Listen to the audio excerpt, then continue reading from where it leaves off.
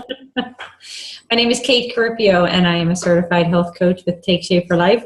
Welcome to our weekly meeting of Simply Balanced. The goal of these calls is to share information and teach you about creating health in your life. We are teaching from the Living a Longer, Healthier Life, which is the companion guide to Dr. A's Habits of Health. And I just want to remind you that some of the chapters don't necessarily go in complete order, but for the most part, the concepts do build on each other. And lesson 12, which is the lesson we're going to be doing tonight, relates to chapter 16 in the Habits of Health book. So as a team, we recognize that everyone learns a little differently, some from reading books, others by listening, and yet others through visualization. So the goal of these calls is just to provide a fun, easy way to learn and understand habits of health. So the calls are set up the same way. They're 30 minutes. We're going to have a brief introduction. We have about a 15-20 minute presentation, and then we allow some time for questions should there be any time. So the presenters are different each week, as well as the topics. So we're changing it up for you. So we hope that you come back each week and listen. So there is a chat little bubble in the bottom, and we recommend if you have any questions, you can throw your questions out either to me, Kate Caripio, or you can put them out to everyone, and we will do our best to get to them at the end. Tonight's lesson, as I mentioned, is chapter 12, and that is called Muscles in Motion. Your presenter for tonight is Mary Beth Enslin, and she is a certified health coach. Beth, take it away. Hey, welcome everyone. Thanks for joining the call. First, before I get started, I just wanted to see if people can make sure they look for a pen and paper just to keep on the side for you. We'll get to that. Good. We'll get to that in a few minutes. But as Kate said, this week we're going to talk about muscles in motion.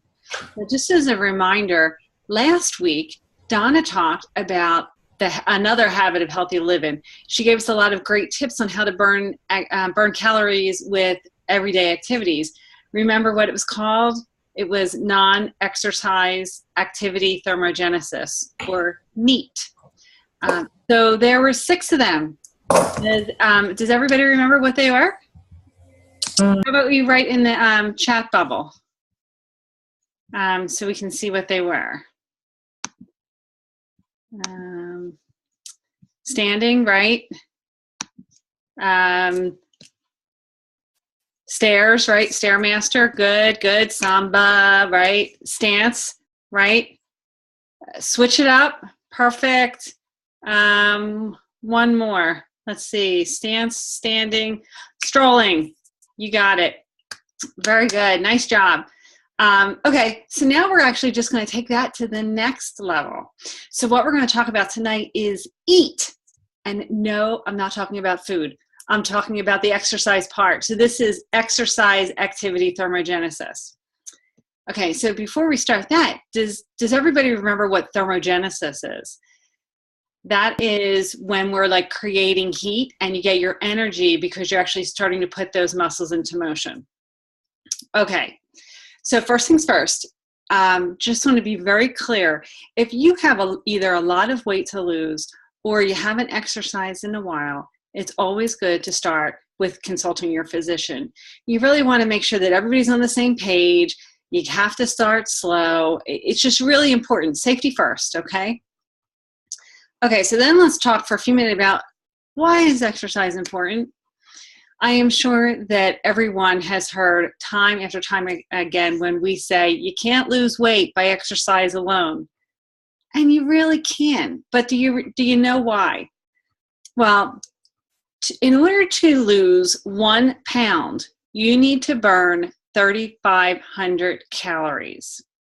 So, for example, if you exercise vigorously for an hour, you can burn anywhere between 350 to 500 calories. Now, it's different for everybody. There is no magic number, and it's based on a lot of different factors, and we're not going to go into that here because that's like a whole separate lesson. But so just think about that for a minute. So 3,500 calories. So if you burn 500 calories, lucky you, in that 1 hour, you need to do that for 7 days and you'll lose 1 pound. So you'll lose 1 pound in a week if you exercise hard for an hour. That's where like people just say, oh, forget it, because for 2 reasons. One, they just can't keep it up. Or 2, when people exercise that much, a lot of times they say, well, then I can eat a little bit more. so kind of they eat that 500 calories. So that's another problem. Okay, so let's talk about what are the benefits of exercise, though. So there's a lot of them. I mean, it helps to increase your energy expenditure. It helps you to optimize your cardiovascular health, right? Because you're building that heart muscle, which is really good. And in addition to your heart, it also helps to build strong bones and strong muscles. Yes, it does help you feel better. There is no doubt about it, especially when you have those endorphins kick in. That's awesome. But that's actually when I shouldn't say that, because the endorphins part comes a little bit later, not when you're just starting an exercise program. Okay, but when you start off, there's some key tips that you should kind of remember. So let's talk a minute about the planning part of it, because that sets you up so that you're going to start off good. So the first thing is make sure that you have loose clothes on, exercise clothes or something that's comfortable, breathable, depending on where you are. You don't want to wear tight jeans. You don't want to wear a real tight sweater. That's not going to help you, okay? You want to make sure you have a comfortable and supportive shoes. So really important. So, whether it be a pair of sneakers, look at them. If you haven't been out exercising in a while, look at your sneakers before you start, because if they're completely worn in on like one side, that's not it's not a great way to start off an exercise program. So you might need a new pair of sneakers if it's been a while. So just take a look. Something else that's kind of good is either a pedometer or a Fitbit or your cell phone, like something that kind of tracks what you're doing, whether it's tracking steps or heart rate. We're going to kind of talk about all that, but just they're good instruments to really help you. Okay, then you need to plan where it is you're going to walk or exercise. If it's outside, that's great. Maybe not this time of year for up here up north, but down south, hey, that's not a bad idea. But if you are going to go someplace, make sure you know the route. Make sure it's well lit. Make sure you have an idea where you're going. If you're going to the gym, know what gym you're going to. Know the hours that the gym is open. And then the next thing is pick in your head when it's going to work for you. Some people are morning exercisers. They want to get up and do it right away. Some people, they do it at lunch, go for a walk. And some people, prefer like after dinner or before dinner or things like that. So just get the idea in your head, because if you can be consistent, you have a higher chance of success because you're starting to make it a habit. Okay, so then before we actually start, you got to know what your baseline heart rate is. Now, I know people are like, seriously, why do I need to know this? But you do. It's always good to know that starting point, especially about health, because we're talking about helping your heart to start to pump a little bit more to be stronger. So what I want to do first is, does everybody know how to take your to check your pulse, take your heart rate? A lot of times people do, but just in case you don't, let me just quick show you. So there's a few ways to do it. One, if you take your hand, take your 2 fingers on one hand, take your thumb and go down by your thumb onto your wrist area, but it's near your thumb side, and you should be able to feel your pulse. Does everybody feel it? Okay, I see some heads shaking yes. Hopefully that's okay. Okay, now listen, when you're exercising, sometimes it's hard to do if you're like walking and you're trying like the thing. So a lot of times what people do is they feel their pulse in their neck. So take those 2 fingers again and just kind of put them on the side of your neck and see if you can feel your pulse. You guys got it? Okay, good. So now you know where to feel your pulse. Now we have to take your heart rate. Okay, so Kate, you got a timer on you? Kate, can you hear me? Let me unmute you. Yeah. There you go. Oh, wait. Hold on. Okay, now go. I was checking my pulse. I couldn't unmute. Okay. So all right, let me get to my timer. 1 second. All right. So everybody, when we say go, I want you to start counting, and when she says stop, then stop. How long am I doing it for? 15 seconds, Kate. 15 seconds? Yeah. Okay. Go.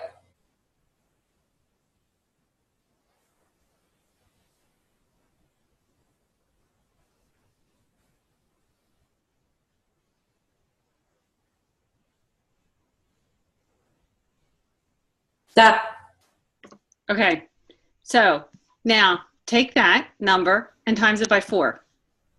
That's your heart rate. Okay. Well, it's good to know what your baseline heart rate is. Okay. So just keep that in the back of your head. So when we start to exercise, you have to know what your maximum heart rate is. So the maximum amount that you should do for any type of exercise that you're going to do. Very simple to figure out. You ready? Here's the formula. 220 minus your age.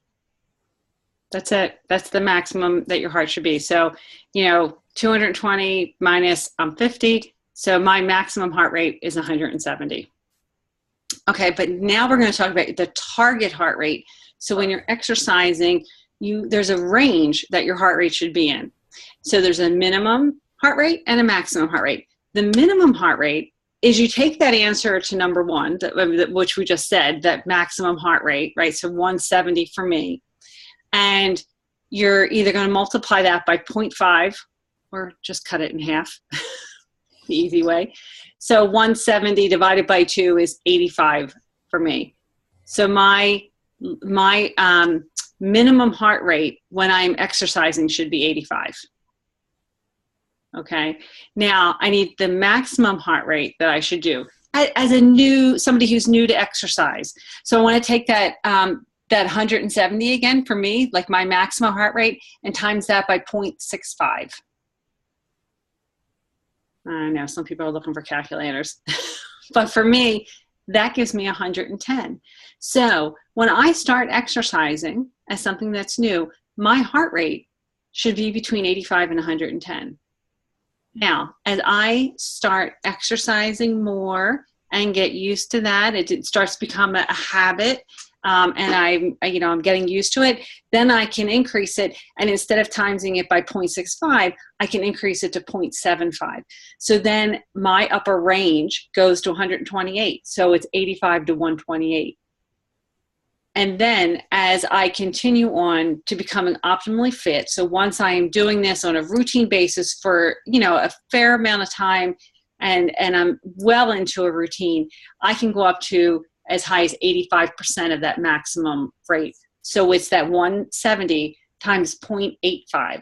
So 145 is the maximum amount that I should be able to exercise. So that would be my targets if I'm optimally fit. Beth, I have a question for you. Yeah. That's okay. So is there, on your minimum heart rate, does that matter? Like not minimum, I'm sorry, my resting heart rate, when I take it and times it by 4, I was at 80. Okay. Does that mean anything? Is it supposed to be higher, lower? No, an average heart rate, Kate, is anywhere from 60 to 100. Okay. Oh, I'm right in the middle. Awesome. I'm perfect. I'm perfect. Okay. Yes, you're perfect. So your baseline, it's still going to be elevated a little bit, and that's, like I said, that's when you're just starting off. Okay. Okay. Got it. So that's important before you start. And when you're finished, then it's going to be actually important to stretch. You really want to stretch after you exercise. Remember when we were young, they used to say, stretch before you start. Not a good idea. You want to stretch afterwards because your muscles are all warm and pliable. Okay. And that really makes it a much more effective stretch. And if you think about it, not that I want to compare it to candy, but I will. Does anybody know what those Laffy Taffy candies are? And you know how like when they're cold and you crack it and they break in half? Okay, that's a cold muscle. Now think of it when it's warm. It's gooey and like a marshmallow type of thing. And just bends and bends. That's what your muscles are like. And so that's why you want to stretch them when they're warm. Okay, so when you actually go to stretch, when you're doing something, even if it's something like this, you're going to hold it for about 30 to 40 seconds. I suggest that 30 to 40 seconds, when you say it, it sounds short, but when you're actually doing it, it's like, wow, that's a long time. So kind of just be aware of that. You might need to pull out that stopwatch. Okay. When you are actually doing it, there's actually an appendix in the back of the book, Appendix B, which actually helps you to keep track of everything. It's important to keep track of things, just like it's important to keep track of the foods that you eat, right? You want to make sure that you know what what it is you're doing so that you can build on it. Okay, so not only are you going to track how much you're doing, you're also going to track your heart rate, and you also just want to keep in mind what is your perceived exertion. And what do I mean by that is, when you're starting to walk, is it really easy for you? Are you a little short of breath? Can you still talk? Are you short of breath, or are you like huffing and puffing? It's important, and a lot of that information is in the book, but you really want to know. You want to make sure that you're creating benefit for your body and not harming it in any way. Okay, so when you start off, you're going to start off slow. Okay, we only want you to exercise 20 minutes. Okay, and listen, 5 minutes. It's just a warm-up. So let's do the treadmill just because that's the easiest place where you can actually see the numbers on it. So when you get on the treadmill for the first time, you might be walking 5 minutes at like a 2.0 or 2.5. It's more like a casual walk. 5 minutes, okay? And then 10 minutes, then you bump it up to like 3.0 and do that. It's not much, but it's something. And everybody might be a little bit different. If you're walking a lot now, then you're going to either increase your time or increase your intensity to that. But the goal should be to actually get you up to like a 3 to 4 mile an hour walk. Okay. So once you start to do it, then you start adding on a little bit more. So you should be, actually your goal should be is to do that type of exercise 5 days a week. Now, do you get 2 days off? Not really. Because what we recommend for the other 2 days is resistance training. Okay, so resistance training, it should not be done on consecutive days. So basically you should do, have a day off during the week and then do one on the weekend as well. So resistance training is also really important because it helps to improve your strength, right? And it also helps to improve your bone density, ladies especially, as we get older, because of, we lose estrogen, things like that.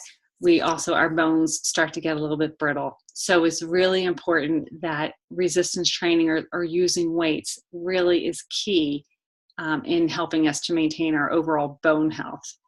So it's important to, when you do lifting weights, you're doing contractions, which are slow, and then you hold it, and then you can let go again. So actually, here's a weight. So when you lift up, you should be actually counting for the count of 8, hold it for 4, and then let go on 4. So if I do 1, 2, 3, 4, 5, 6, 7, 8, 1, 2, 3, 4, 1, 2, 3, 4. And you want to do that 5 times, okay? And then take a break and then repeat it. So that's how you start off with. But really when you do it, that's for the part of the upper body, and then there's also things to do in the lower body. If you decide to do resistance training on 2 back-to-back days, then do upper body one day and lower body the next day. So you just don't want to use the same muscles 2 days in a row because they do get fatigued, which is good. You want your muscles to get fatigued because by having them fatigued, you start to build new muscle. That's the way that.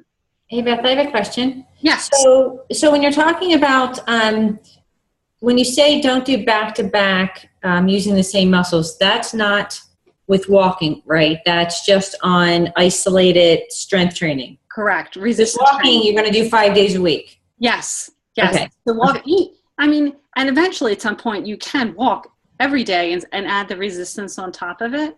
Okay. But the motion part is what's really important first. Okay, perfect. Okay. But listen, I know that so many people who are watching this call are going to start saying, I don't have time. I'm too busy. And 1,000,001 excuses. I got you. I got your number. Right, Kate? Yeah. Okay. So I want to throw in there a few things that the busy person can do. No excuses. Okay. So one thing is look, you're at work, you're sitting at your desk. Okay, everybody who's sitting on a chair, scooch just till your bottom is on the edge of the chair. Scooch, come on. Do you want us all to do this? Yes, I see it. Okay, everyone scooch. If your chair is on wheels, you have to stabilize your chair, okay? Remember, safety first. So either put the back up against something. I'm on a rug, so my chair doesn't move, okay? All right, now listen, what we're gonna do is we're gonna stand up and sit down. Okay, you ready? Up. Don't push off the sides of the chairs. Hands on your thighs. 2, 3, 4, 5. Listen, so what you do is do this 10 times, right? Jane, you cheated. You didn't do it. Sorry. Okay. So that's all there is to it. And eventually what you want to do is you don't let your butt touch the chair. You go all the way down, hover, and back up. And you're going to feel it not only in your glutes, you're going to feel it in your thighs. But close to all the way down. So that's one example. So if you're at work, that's just something, you are increasing those muscles. Okay, here's another one. Most of the women who are on the call, it is known that women have very low upper body strength. It's just the way that we're built. It is what it is, okay? So a lot of times, now you can do one of two things. You can have little weights at work, which actually I do. I have little weights like this, and I'm on a phone call, and I might just go like this to do something, right? There's all kinds of things you can do. But another great thing that you can do, push-ups. And I'm not telling you to get down on the floor and do push-ups. But look, you're at your desk, right? All you have to do is lean forward and do push-ups like that. And just do 10 of them, right? You don't have to go all the way down. It's completely up to you. But just by doing that, go ahead, try it. Come on. People who are at desks, stand up. Go ahead and just push down. Don't. Okay, see, right. It's a little bit tough, but it's good. Okay, don't hurt yourself. We have to build up to that. I envision me cracking my teeth on the desk. And you know what? I have to tell you, when I first started doing it, I had the exact same fear as well. I thought, oh my gosh, I'm not going to be able to hold my weight. But you know what? You don't have to start with 10. You just start with 1. Just start with 1. Okay, and it's amazing. It's right. You got to keep your back straight. Right. I mean, but that's just there are just 2 little exercises. Because remember, this is about getting your body moving again. We did the little things last week that you burn extra calories by just sitting up straight, just by moving a little bit. But now we need to get into that aerobic part. So it's the aerobic part of walking, and it's also the part of building strength. Does anybody have any other ideas of what you could do while you're sitting? Jane's shaking her head. No, I see you, Jane. Does anybody have any other ideas of what you could do at work, or somebody who's very busy of what they could do? There is just the basic standing while you're talking, right? I guess that's some of what Donna talked about last week. Right, but you know, it is the same type of concept. Donna talked about as you stand, you burn a calorie a minute, right? Was that right, Donna? So this is the actual activity of getting up. So to go from sitting to standing. So that's the whole part of just like get up each time. So you start to combine a few things. Alan had a great comment out there about front leg lifts. Yeah, exactly. And you know what? And here's another one too. I know that a lot of times I have to go copy something at work, print something out or whatever, and I have to go to a printer. While I am standing there waiting for something to print, I stand on one foot. Seriously, a balance. Try it. I mean, it's just one of those simple things that you start to be like, oh, not as easy as I thought it would be. So, you know, that's really great. I also could tell you that I start to do some squats while I'm standing at the printer, but I really have to make sure nobody's watching me. So that's about it. I just wanted to, I hope that was helpful for some, and you can start to to increase your activity a little bit. That was fantastic. Thank you. So we really do have no excuse, right?